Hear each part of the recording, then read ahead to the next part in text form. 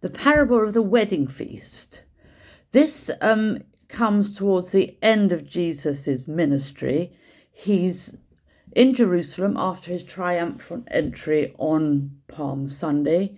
He's in the temple, which he has cleared of moneylenders and people buying and selling, because he says that the house should be a house of prayer. And he stays there, and he tells his parable in front of the Pharisees.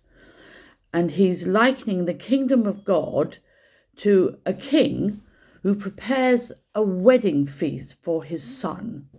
And when everything is ready, he sends his servants out to the invited guests to ask them to come. But they refuse, and they give rather feeble excuses for not coming. And some of them actually seize the servants and either mistreat them or even kill them. So when the servants go back and tell the king, he's absolutely enraged, and he sends out some of his troops to kill some of these murdering people and to burn their city down. And then he sends these servants out again to bring in anybody they find in the streets, the good, the bad, the lame, the blind, the deaf, those who aren't well, just anybody to come and fill his hall for the banquet. And when he sees it's not full, he sends them out again, and he gets more people to come in, so his hall is full of people for this banquet. But he notices that one of these people has not put on the robes provided, because this seems to have been the custom that robes, special robes, were provided for the wedding guests, but one has not put them on. He's just wearing his ordinary old clothes. So he is ejected from the feast.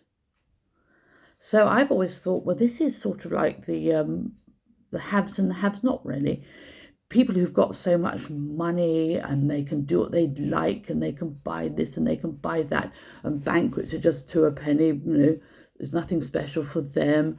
That they almost have this sort of entitled air.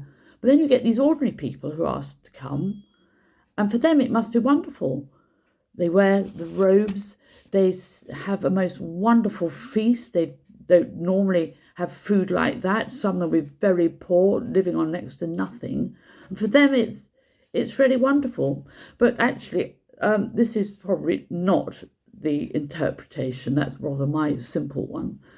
But the king is God the Father, and the Son is Jesus Christ, and probably in later interpretations, his bride, who actually gets no mention in this parable, would be the church. And the guests are God's chosen people, the Jews, who refuse to come. They've been invited, they could have come, but they choose not to come. They wouldn't come to the kingdom to share the banquet. The reprisal on those who murdered and maltreated his servants is seen as a prophecy of the destruction of Jerusalem that would come in 70 AD. But the other guests, the poor and the sick and all these people, this is the invitation to the Gentiles, and they do come.